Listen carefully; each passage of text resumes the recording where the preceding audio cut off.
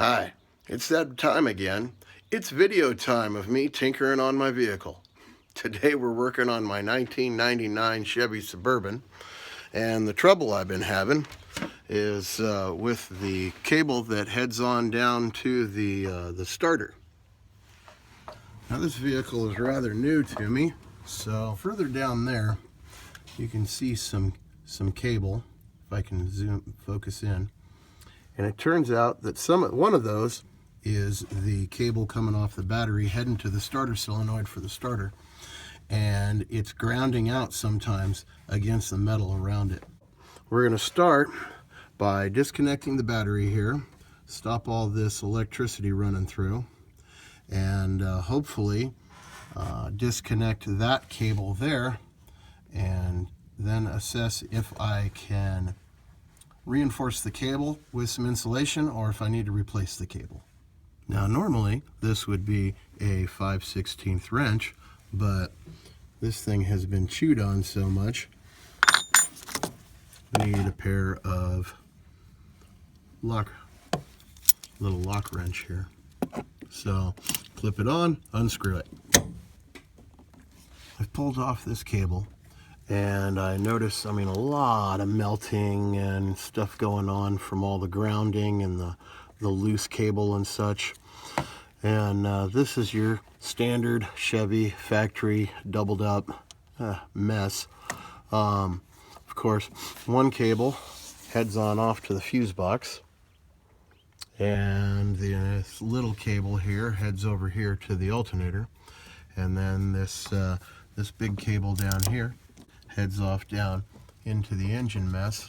You can see that cable down there wiggling. Well, it seems to be grounded out down there. We'll find out more in a minute.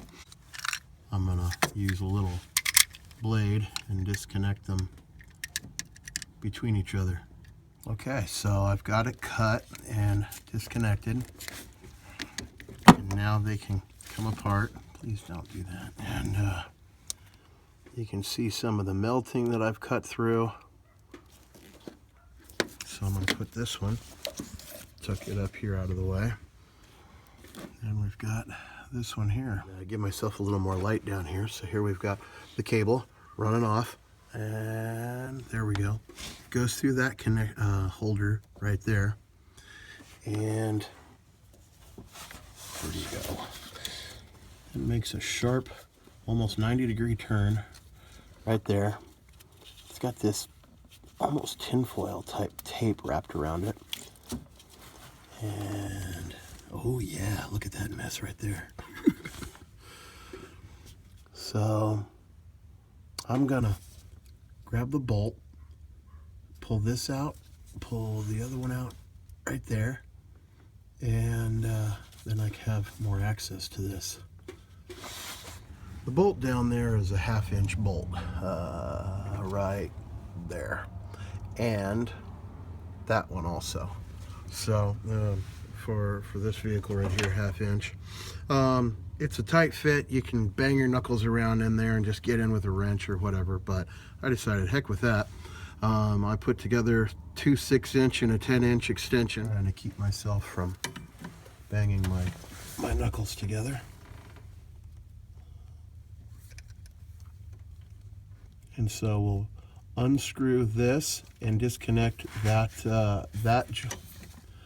holder back there, and we'll do the same up here so that I can have more access to this cable.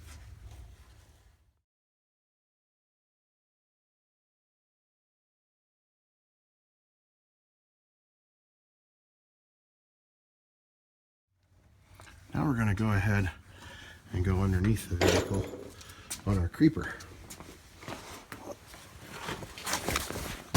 All right. Now, here's the cable that we've been working on, connected to the solenoid of the starter. And I'm not going to remove any starter, any of the solenoid. I'm just going to go ahead and get a socket and take out that bolt right there so I can have this entire cable free. and I found out it's a 1/2 inch. So I got a deep socket, 1/2 inch, and it loosened up quite easily. It feels like it should be finger loose. All right. Sorry, out of screen. And this will make it so I can take this. Yep, take this off. Alrighty. I try not to drop that. Good. Good. Alright. Quick tip, quick hint. If you ever think, oh, what am I going to do with that small nut? Because sometimes if you set something down, it seems like it moves. Just put it back in place there. It'll be waiting for you when you come back. Now, before I go pulling on this cable too much to bring it up here, notice it is loose, so haha, we did the right cable. Focus. I think I'm going to go ahead and follow the other side of this wire to the back of my alternator. I'm going to turn this as if you were looking at it. So I'm going to go ahead and disconnect this cable, and then I'll be able to take this entire cable out of the vehicle.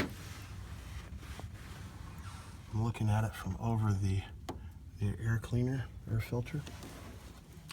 And wouldn't you know it, haha, another 1/2 inch. It is a nice thing about American vehicles. Just remember, righty tighty, oop, lefty loosey.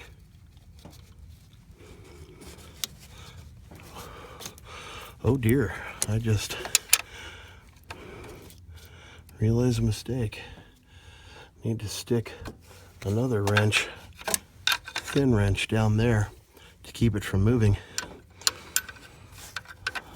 Let's do this right. Okay, I've taken this wrench, slid it in, come on fingers, back here so it'll hold this nut in place while I take the other wrench and get it on there, and start to loosen it off. Okay, now I should be able to just gentle this thing right out. There we go. Here's the entire cable. Now remember, I do have this melted end, but it's just the plastic that's melted. I have these. This wire is fine. It's a fusible link. Let's see if I can get closer. Wow. Now, I bought this vehicle a little under a year ago, and I've had a couple times, oh my, where I've just been like, how come it won't start?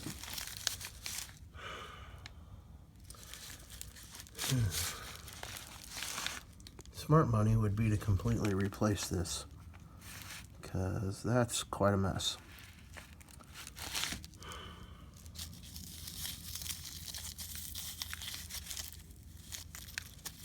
Yeah. I've pulled the silver tape off, and it left behind a bunch of this. This little thing must have been trying to give it a little extra insulation between that hot head coming out of the back. But you can see over the years it's, wow, it just falls apart. Alrighty, so now we got a really good clean look at this cable. Look at how much over the years it's rubbed. Of course it was shorting out and making problems.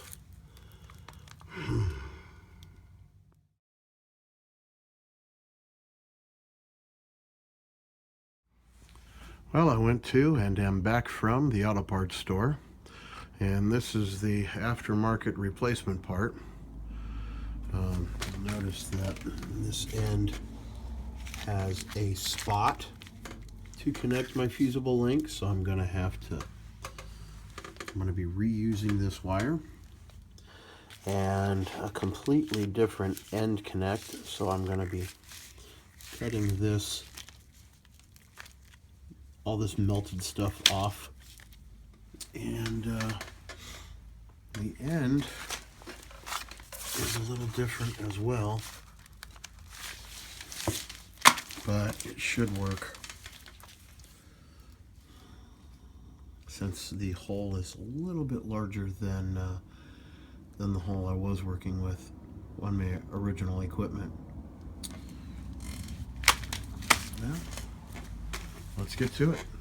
Really quick, this is the replacement cable that I got from my local AutoZone, the Duralast Gold, and it came out to 16 and change with tax.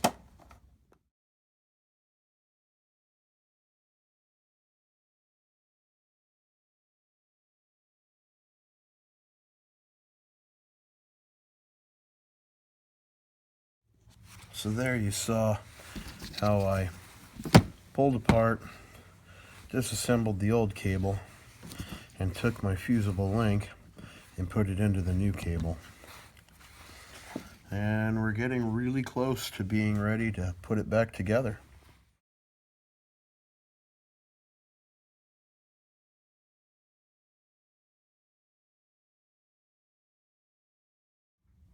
Okay, I've got the original battery cable heading off to the fuse box, a little metal biscuit that was in that, then the new battery cable right there, and my bolt.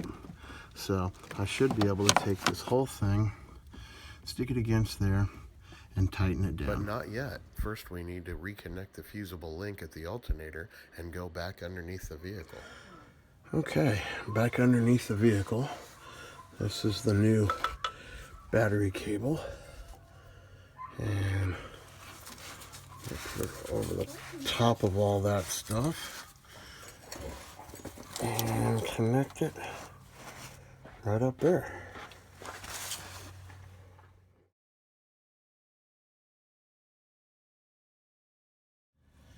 Well, now it's on. So now we're reconnecting this clamp. I'll put it back in place. I am going to run the new cable through it. That's the one at the far back. And we'll put the bolt right there and tighten it down.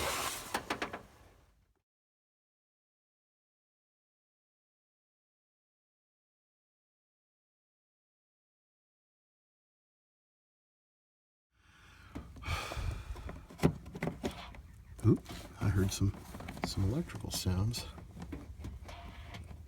Yeah. All right.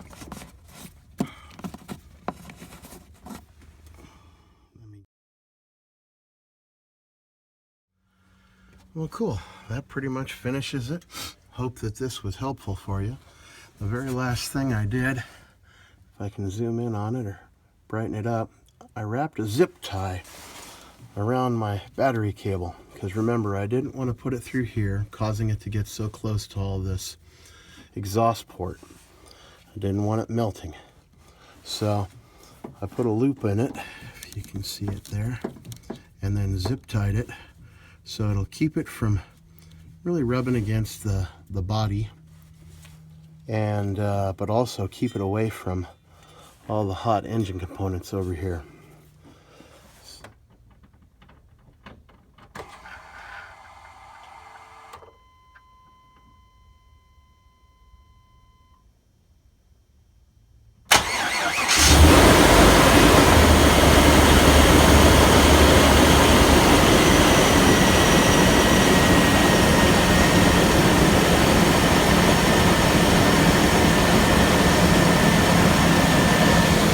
Wonderful sound.